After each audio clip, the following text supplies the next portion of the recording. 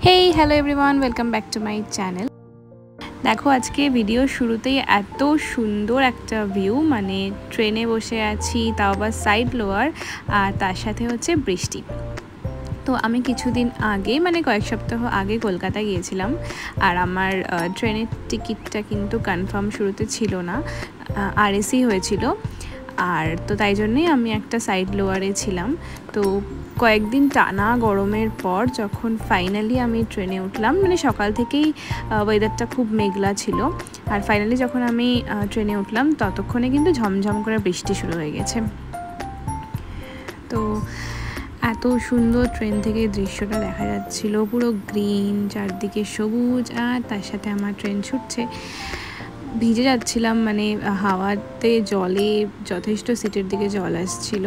তাও আমি অনেকক্ষণ কাজ আর বন্ধ করিনি, কারণ আমার মনে হচ্ছিল যে এত গরমের পর মানে এই হাওয়াটা দরকার ছিল, এই ঠান্ডাটার দরকার ছিল। যদিও বা কিছুক্ষণ পর থেকে মানে অলমোস্ট বিহারের ওই সাইডটা থেকে কিন্তু মানে এতটা বৃষ্টি ব্যাপারটা ছিল না। হ্যাঁ, আকাশ মেঘলা ছিল, কিন্তু আমার ভালো লাগছিল, মানে এরকম সাইড লোয়ারে বসে হাওয়া খেতে খেতে সবুজ দেখতে দেখতে যাচ্ছিলাম।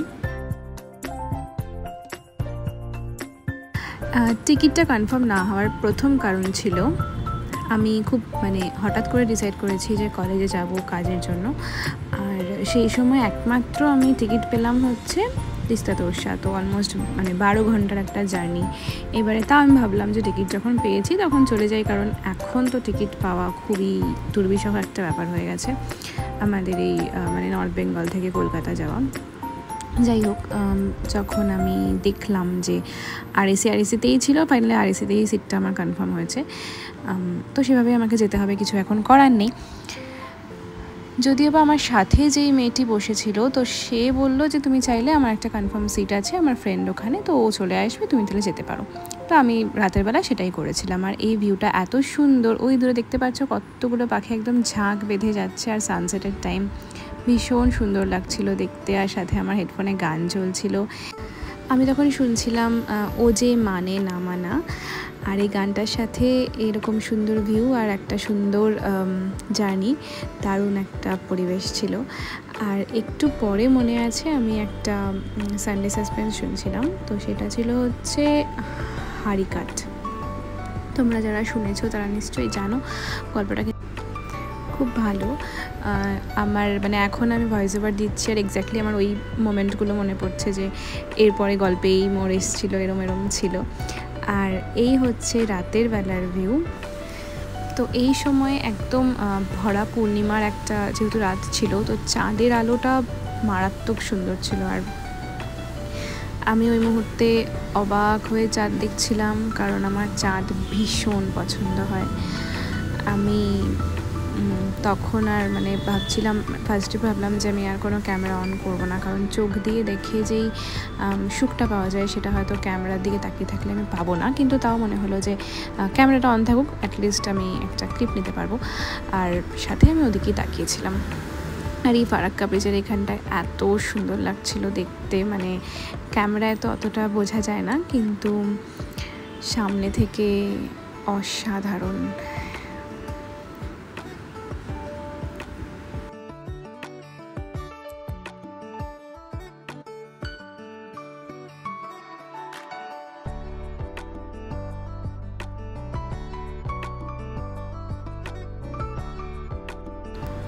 আর দেখো জলের মধ্যে যে চাঁদের আলোটা পড়ছিল না, সেটা অনেকটা ব্রড আর একদম যেন মায়াবী একটা পরিবেশ। তো আমি যাই হোক পৌঁছে গিয়েছিলাম শিয়ালদা একদম ভোর সময়ে, তো সেই সব ক্লিপগুলো আর নেওয়া হয়নি।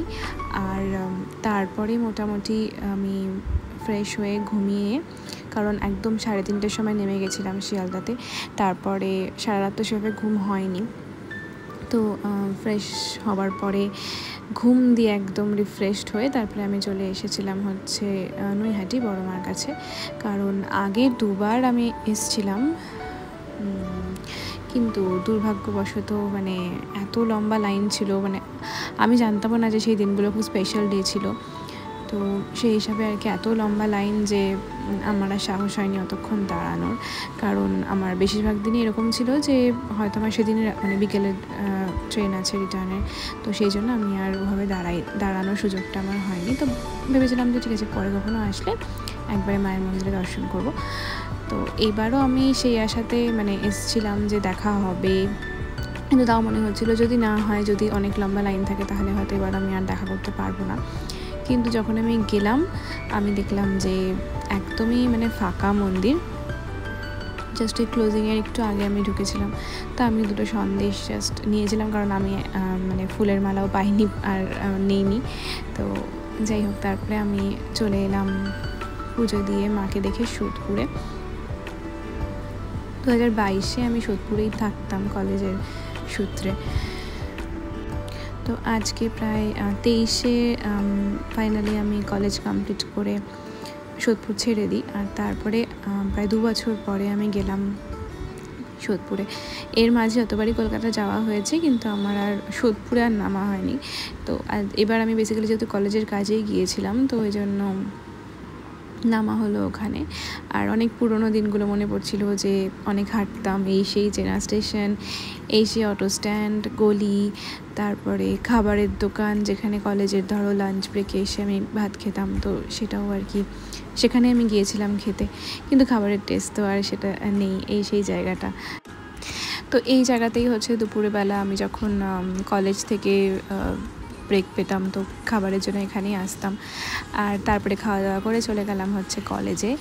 এবারে কলেজে যাওয়ার টাইমটাতে ভীষণ গরম ছিল, এত রোদ, আর কলেজে ঢুকতেই এসে একদম তরতাজা মেমোরিগুলো চোখের সামনে ভাসলো, যে এই মাঠে এত হাসি মজা, এত সবাই মিলে গল্প আড্ডা এত কিছু হতো। তারপরে কলেজ প্রোগ্রামগুলোতে যেতাম, আর 1 বছরই ছিলাম আমি পড়াশোনার জন্য ওখানে, কিন্তু অনেক ভালো ভালো বন্ধু হয়েছে, তারপরে ভালো মেমোরিজ হয়েছে, অনেক কিছু এক্সপিরিয়েন্সও হয়েছে। আর এই অফিস কাজের পরে সিগনেচারের কাজের জন্য আমি যাচ্ছিলাম ওপরে, কিন্তু যদি আমার কাজটা কমপ্লিট হয়নি, আমাকে আবার যেতে হবে। তো এইদিকে ছিল হচ্ছে আমাদের কিচেনের রুম, আর সিঁড়ি দিয়ে উপরে উঠে গেলে হচ্ছে অফিস, মানে অ্যাডমিনিস্ট্রেশনের অফিসটা, আর এক্সাম সেল যেটাকে বলে। আর তারপরে হচ্ছে লাইব্রেরিতেও কিছু কাজ ছিল, তো সব কিছু কমপ্লিট করে তারপরে সমস্ত একদম ওই 4 তলার ওপরে একদম লাস্ট যে ওপরে বিল্ডিংটা, সেইখানটায় হচ্ছে আমাদের ক্লাস হতো। আর এই গরমের মধ্যে ধরো 10টা থেকে ক্লাস থাকছে, আর এসে দৌড়ে দৌড়ে ক্লাস অ্যাটেন্ড করা, সব কিছু তো সব মনে পড়ছিল। তারপরে আমি চলে আসলাম বরানগর মেট্রোতে। আমার মেইনলি যাবার ছিল হচ্ছে এসপ্ল্যানেড, কিন্তু সেখানে আর নামা হয়নি। তো আমি ভাবলাম যে আমি সাউথ সিটি মলেই চলে যাই, কারণ আমার আবার রাত্রেবেলা রিটার্নের ট্রেন ছিল বাড়িতে। তো সারাদিন ভাবলাম আর কোথায় মানে ঘুরবো, তার চেয়ে বেটার আমি একটা কোনো শপিং মলে গিয়ে মুভি দেখে নিই। তো এর আগে সাউথ সিটি মলে কখনো আমার সিনেমা দেখা হয়নি, এমনি ঘুরতে যাওয়া হয়েছিল।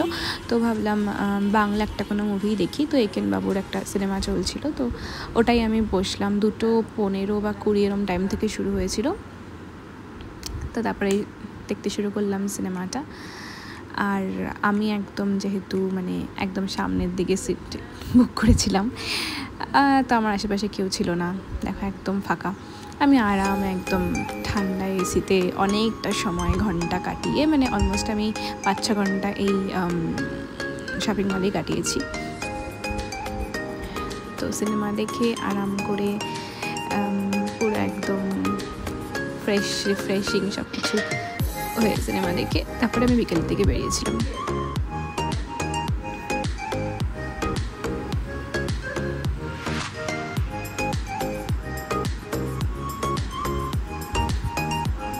আর বাইরে যা গরম ছিল, তো আমার একটু ইচ্ছে হচ্ছিল না যে আমি অন্য কোথাও যাই বা কোথাও ঘুরি। ওই জন্য ওই 5 থেকে 6 ঘন্টা যতটা টাইম আমি মলের ভেতরে ছিলাম, আমার খুব সুন্দর সময় কেটেছে। তো তারপরে একটা স্টোরে গেছিলাম, এখানে গিফট আইটেম ছিল, তার সাথে অনেক বই ছিল, আর আমার ঠিক খেয়াল পড়ছে না নামটা এখন। টেডি ছিল, তার সাথে ইনডোর আউটডোর গেমসের অনেক কিছু জিনিসপত্র ছিল, আর ছিল সুন্দর সুন্দর ক্যানভাস, তারপরে চকলেটস, আর কী ছিল, অনেক কিছু ছিল। যাই হোক, মানে একটা সুন্দর একটা স্টোর ছিল। তো এই বারবি সেট দেখে তো খুব সুন্দর মনটা আমার গলে গেল। অ্যান্ড দেন আমি মোটামুটি সন্ধে নাগাদ, মানে হ্যাঁ বিকেল তখন হয়ে গেছিলো, আমি বেরোলাম, আমি ভাবলাম একটু ঢাকুরিয়া লেক ঘুরে আসি, কারণ ওই জায়গাটাতেও মানে এই সাইডটাতে বেসিক্যালি আমার একবারই আসা হয়েছিল, তাও সেটা 2023-এর অলমোস্ট ওই মে জুনের ওই টাইমটাই হবে, আর আসা হয়নি কখনো। তো এটা আমার সেকেন্ড টাইম আর কি। তো তারপরে আমি পৌঁছে গেলাম ঢাকুরিয়া লেক। আগে একবার এসেছিলাম, সেবার ভীষণ বৃষ্টি হচ্ছিলো তখন, তো সেভাবে ঘোরা হয়নি বা হাঁটাও হয়নি। আর এইবার ভাবলাম যে অনেক সময় আছে হাঁটে, তো পুরোটা আমি হেঁটেই নিই। আর সেবার বর্ষা ছিল, কিন্তু মানে হ্যাঁ একদম ভরা বর্ষার মধ্যে আমি এসেছিলাম। এবারে ভিউটা আরও বেশি সুন্দর মনে হলো। আর এখানে আসলেই না আমার ওই গানটা মনে পড়ে, তুই ছুলি যখন তোরই হলো এই মন, কারণ এই গানটা শুটিংটা এখানেই হয়েছিল। তো বেশ ভালো করে একদম শান্তিতে হাওয়ার মধ্যে বসেছিলাম। আর খিদে ভীষণ পাচ্ছিল, এটা মনে আছে আমার। তো ভাবছিলাম যে বাইরে বেরিয়ে কিছু একটা খাই, কিন্তু বাইরে আইসক্রিম বা ওরম ছাড়া, ফুচকা ছাড়া কিছু ছিল না। তো আমার আবার ওগুলো খেতে ইচ্ছা করছিল না, তাই জন্য আর বেরোয়নি। একদম যতক্ষণ না অন্ধকার হচ্ছে আমি এখানেই ছিলাম, কারণ আমার যেহেতু দার্জিলিং মেল ছিল, তো 10টার দিকে আর কি ট্রেন, তো বেকার আমি অত আগে স্টেশনে গিয়ে কী করবো, তো ওই জন্য আমি 7টা সাড়ে 7টা অবধি এখানেই ছিলাম। মানে বলতে গেলে আমি 8টা সাড়ে 8টার দিকে বেরিয়েছিলাম আর কি।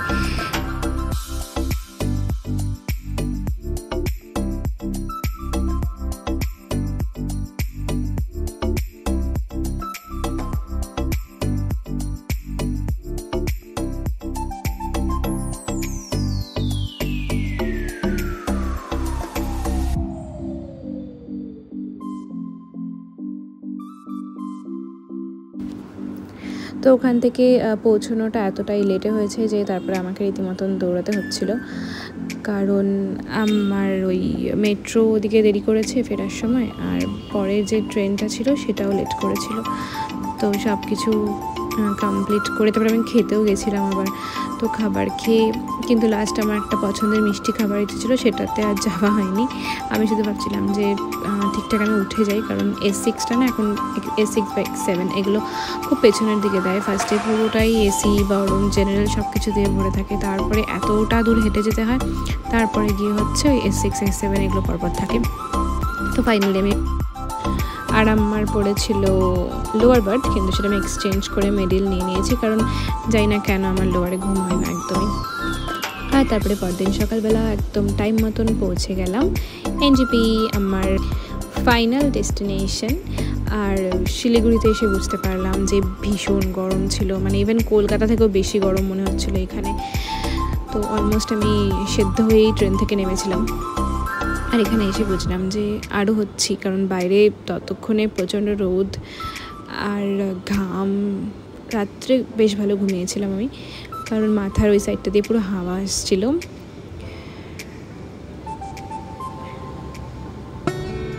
এখানে আসার পর মনে হচ্ছিল যে যাক ফাইনালি আমার একটা সুন্দর জার্নি কমপ্লিট হলো, আর আমি সেফলি বাড়িও পৌঁছে গেছি আর কি। আর ওই দেখো 8:13 একদম পারফেক্ট টাইমে ট্রেন পৌঁছে দেয় আমাদেরকে এনজেপিতে। আর এই ট্রেনটাই কিন্তু এরপরে হচ্ছে জলপাইগুড়ির সাইডে যায়। তো আগে যখন কখনো ট্রেনে জলপাইগুড়ি যেতাম, তখন হয় দার্জিলিং মেলের এই ট্রেনটা, আর ওই হলদিবাড়ির একটা ট্রেন আছে, তো ওটাও হচ্ছে যায়। আগে ওগুলোতে ট্রাভেল করতাম, এখন আর সেরকম একটা যাওয়া হয় না, কিন্তু ওই ট্রেনগুলোতে আগে যাতায়াত করতাম। তো এরপরে এখন বাড়ি ফেরার আনন্দ, যে ফাইনালি আমি 2-3 রাত্রি পর আজকে বাড়ি যাচ্ছি। আর লাস্টে ট্রেনটা এত তাড়াতাড়ি মানে এসে দৌড়ে উঠতে হয়েছিল, এত ট্রেনটা আমি মিস করে যেতাম।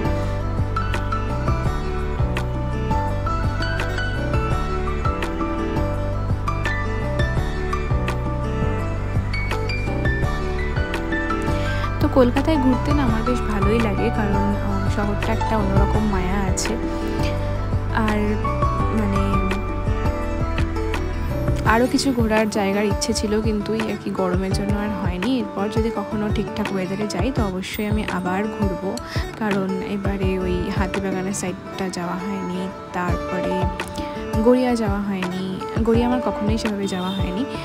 আর ভিক্টোরিয়া ভেবেছিলাম যাব, আর এখানে সবাই ভয় পাচ্ছিল ওই নামার টাইমটাতে, সবাইকে সাইড দিয়ে গিয়ে আমি নামলাম। আর কলকাতা, হ্যাঁ যেটা বলছিলাম, তো এবার নেক্সট টাইম যখন যাব তো অনেকটা ঘুরে তারপরে যাব, মানে অনেকটা ঘুরে তারপরে ফিরবো সময় নিয়ে হাতে। এই ট্রেনের টিকিটটা খুব প্রবলেম করে, এখন টিকিট সেভাবে পাওয়া যায় না, আর ঠিকঠাক করে না কেটে গেলে খুব অসুবিধার মধ্যে পড়তে হয়।